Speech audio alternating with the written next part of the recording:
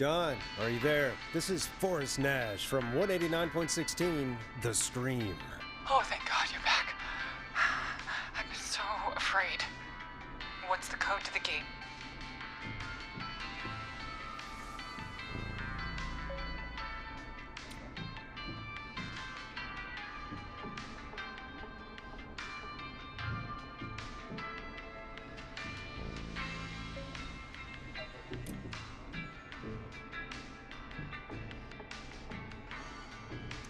The code is 191519. Thank you, Forrest.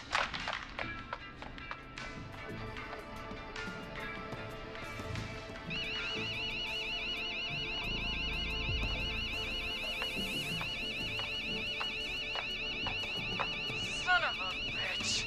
Ah!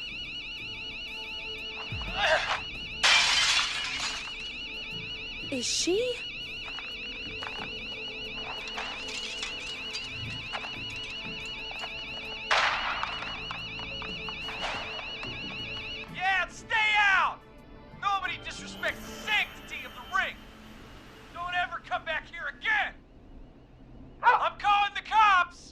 Thank God. Hello? Is someone there? Ricky, get back inside and turn on the radio. Whoever that was, she was trying to break into the ring. She? Forrest, man, you got no idea. That was him. That was the whistling man.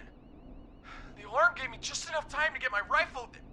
I don't like hurting folk, but I can't let anything happen to Maxie. He's my best friend, you know? Listen, man, I'm heading back inside. Gonna barricade that window. My man, thank you. You and Peggy can skate for free whenever you want, forever. That's a done deal. Thanks, Ricky. Can't wait. You got it. Talk to you soon. Okay, Gallows Creek, here's some music while we process what just happened.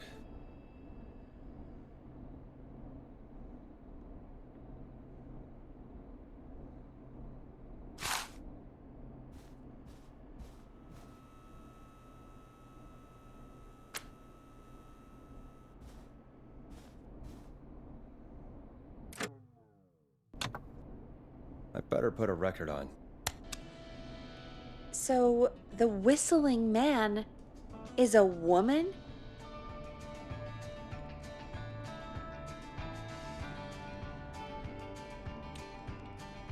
I had my suspicions. Yeah, sure, Forrest. You just never mentioned it.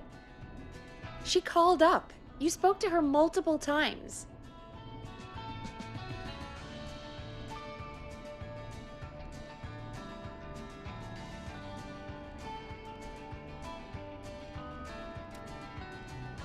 I knew she wasn't right. Is that right, Sherlock? Why do you think she requested that song?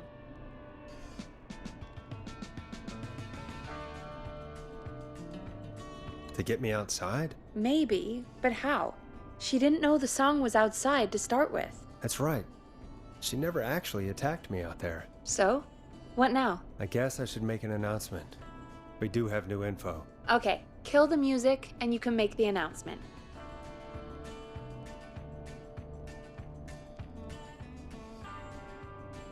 Okay, you're live in 3, 2... Hey folks, this is Forrest Nash here. I hope you're all safely locked inside. For those of you listening to that last call, you might be wondering what to make of it all. Here's our take. We now believe the killer is actually a woman, one who might manipulate you into letting her in before she attacks you.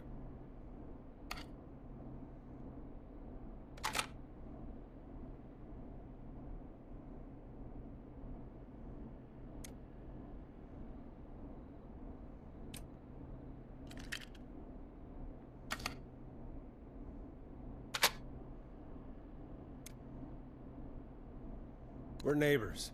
Look out for each other and stay safe. The killer was calling Teddy themselves Gallows Jr. Don. is a family man, a devout Christian. This could be and a a proud fake patriot. name. If anyone Gallows needs Jr. help or you have info on the killer, please call in. You folks have my new number, right? It's 911. Hopefully, our next caller can help shed some light on our killer. Hey, we had a call come in. Okay, folks, time to take a call. You're through to Forrest Nash on 189.16, The Scream.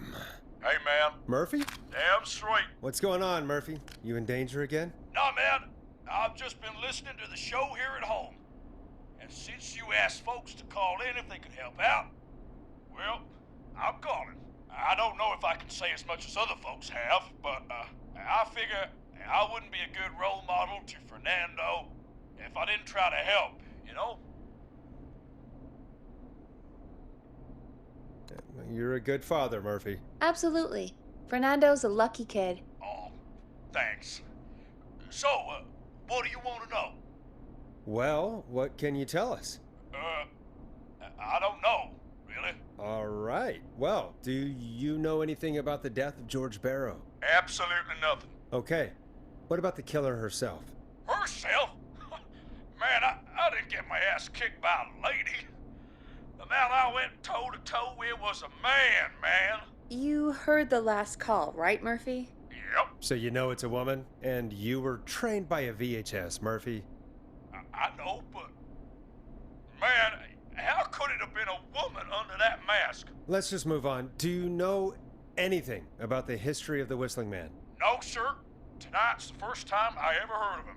What? I moved here 3 years ago, man. What do you want from me?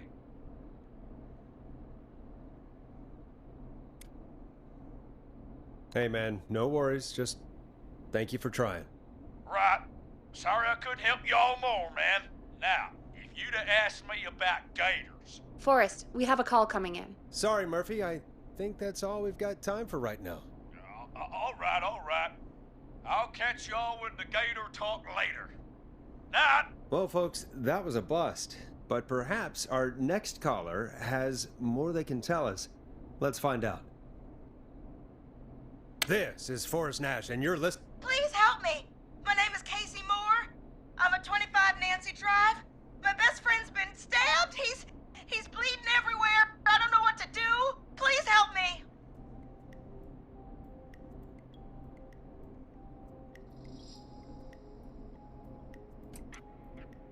Is he still breathing?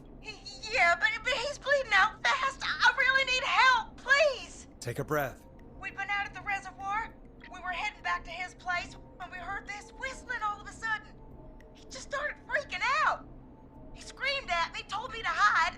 I'd never seen him like that, and I just panicked and ran and hid in a bush. Oh no. Forrest. Then what happened? He went up the road and talked to someone. I couldn't really hear or see anything. It sounded like he might have known the person, and they just stabbed him.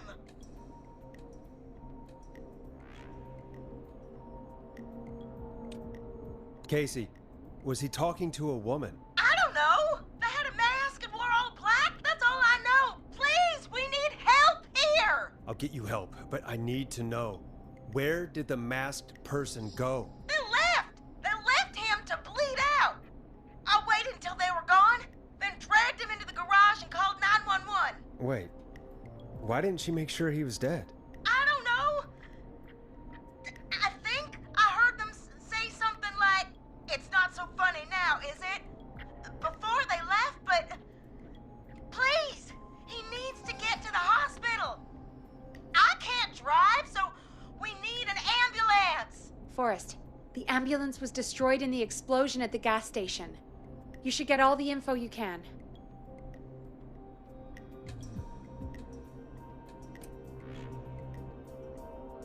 Can you tell us where your friend was stabbed? They stabbed him in the stomach, and then stabbed him again in his leg when he was on the ground, and it's... Oh, the knife is still there in his leg! What's your friend's name, Casey? It's Jason Parker. We'll be right back. Peggy, patch us through to the hospital. On it. Phoning St. Gabriel's now. Switch to line 2. Hello, St. Gabriel's Hospital. How can I help you? Hi, this is Forrest Nash from 189.16. We have a stab victim at 25 Nancy Drive named Jason Parker. He's been stabbed in the stomach and the leg. He's bleeding heavily. Oh, God, I'm sorry. But the ambulance is... well, you know. I know, but please, we need something, or he's going to die. Forrest, Listen, you're going to have to get him here. We need to see him, and we can't get there ourselves right now. We don't have any way to drive him right now. And even if we did, he's bleeding out fast. All right, listen. We need to buy him time to get here. That means stopping the blood first, and then finding someone to stabilize him. To stabilize him, you really need someone with first aid training. Do either of you have any? No. Me neither. Damn it.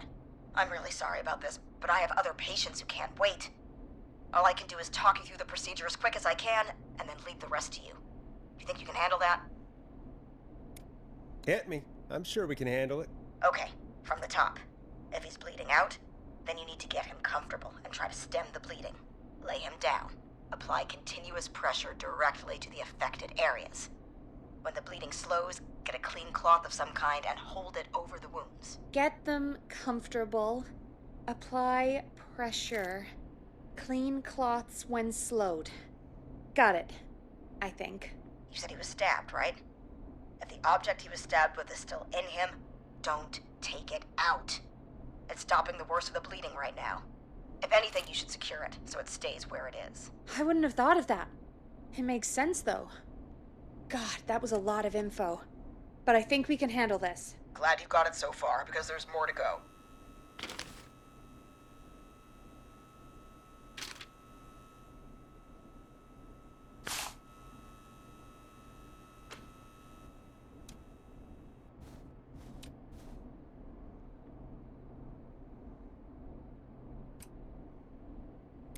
I'm still with you, Doc.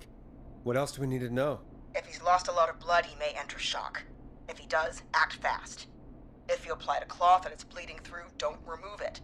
Just apply another on top of it. If it's safe, elevate his legs to get blood circulating to his vital organs.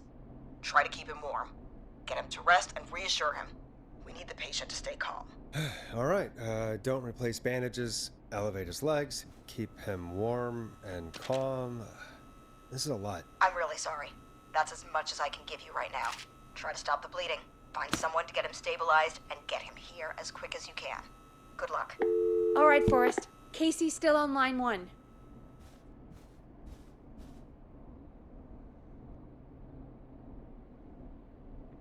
Hello? Hello? Forrest, are you there? I'm here. How is Jason doing? Badly. He's still bleeding. I need help. I've been putting pressure on his stomach wound since you left, but he's still bleeding. I don't know what to do. That's good, Casey. The nurse said to do that. What about the knife in his leg? It's gotta be hell. Should I pull it out? No, don't touch the knife. The bleeding will get worse if you pull it out. Are you sure? I'm sorry. I'm gonna stop making suggestions. No, don't worry, Casey. We're a team here. We're all going to get Jason through this. Casey, is his leg wound bleeding right now? I hate looking at that knife. Yeah, it's bleeding.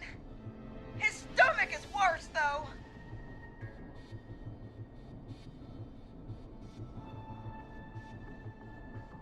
I think we need to secure the knife so it doesn't move around. Do you have anything you can tie around it? Yeah. There's some laundry piled up on top of the dryer, some cloths on the hood of the car, and what else? I guess I've got my jacket.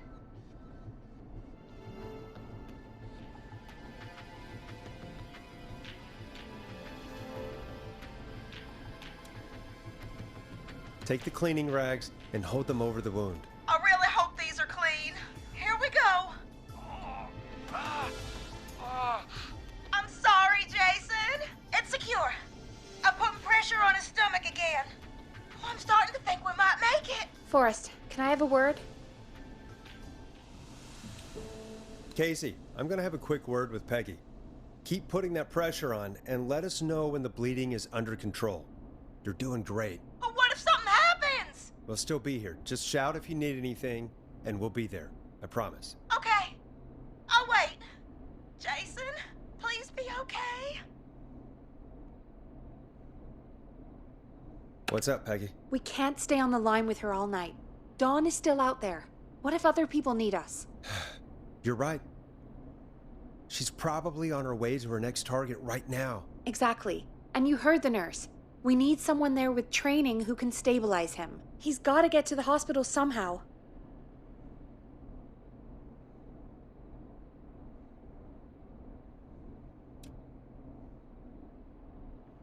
Any suggestions, Peggy? I might. A little before you started working here, KFAM did a mandatory first aid training course. Me and Karen missed it because we were away on a producer getaway. You skipped it, didn't you? Never mind. So, how does KFAM's first aid course help us? Casey said they're at 25 Nancy Drive, right? Yeah? Why? They put up a bunch of cheap houses around there about 10 years ago. So a bunch of people here at the station live around there. Do you think any of them could help Casey and Jason? Probably, but I don't know who lives there. And since I missed the training day, I don't know who knows first aid. Could you call them and ask? I don't know everybody's numbers. I've only ever called Karen. Everybody's personnel info is probably in Reggie's office. Got it. I'll look through their files in Reggie's office. It's a life or death situation. I'm sure they won't mind. Right. But there are a couple of problems with that. Go on. It's sensitive information, so Reggie probably locked it in his safe. Great. Great. Do you have any idea what the combo for the safe could be? Not a clue. Reggie's a serial note taker, though. Maybe something in his office will give it away. Right. There is something else. I'm not gonna like this, am I? Have you ever heard, "The future is floppy"? Peggy, what the hell are you talking about? I'm talking about floppy disks. Floppy disks are like these futuristic things that have information on them. You put them in a computer and they do something. Peggy, I know what a floppy disk is. Anyway, Reggie decided that the future is floppy and started phasing out our physical records and replacing them with these floppy disks. I imagine it's the same for our personnel files. That's good to know. Since we haven't heard anything from Casey, I'm guessing Jason's okay for now. I'll check out Reggie's office and see what I can find. You'll need a key for that. I'll just slide it under my door now. Thanks, Peggy. I'll just have to look around.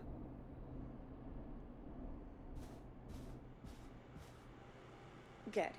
I'll patch my mic down to the office so you'll hear me over the intercom.